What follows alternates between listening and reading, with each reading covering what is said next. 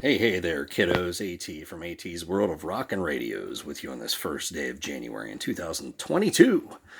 I've been guilty of doing a lot more CB radio stuff on the channel than I have been guitar stuff, but in the new year I think that's going to change. This has been a closet ornament since I got it, but you might look at this and think, wow, is it really an ES-335?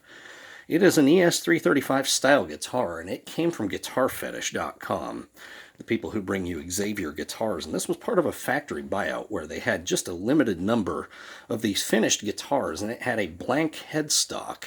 And I snagged this thing cheap. I mean, like $199 or something. And as you can see, the contours of the body are correct to a Gibson ES-335. There's no screwy, offset cutaway or anything like that.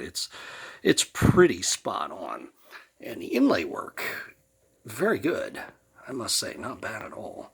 Now that headstock, Gibson style headstock except for the open pages of the book at the top. But it came with a blank headstock, and I used a Gibson script water slide decal, and I did the split diamond to give it more of that look of a classic 335. As you can see, the truss rod cover is a 3-bolt like import versions of Gibson style guitars are. Gibson seems to have the monopoly on the 2-bolt or 2-screw truss rod cover.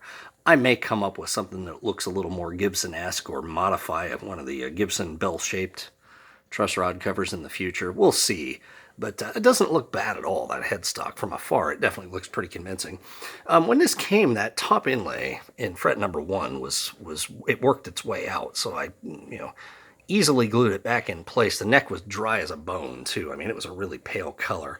And what I tend to do on these cheaper import guitars when I get them is after I clean the neck and polish the frets, I use Old English for dark woods. Again, I wouldn't go doing that on, a really high-dollar Gibson guitar, but the words of my buddy Rod Mowry, instant ebony.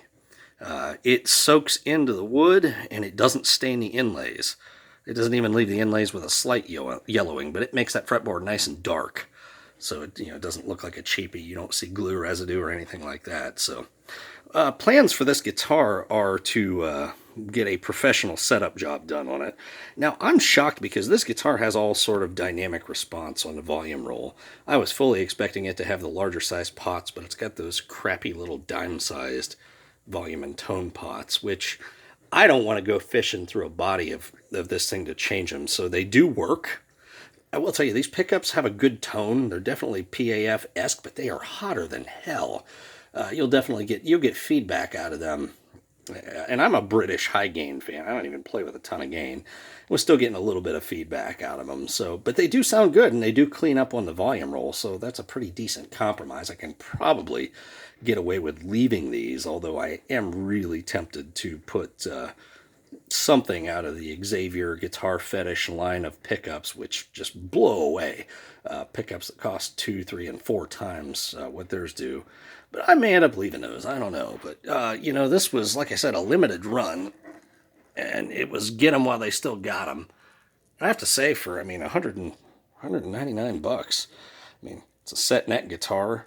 The body binding looks pretty doggone decent.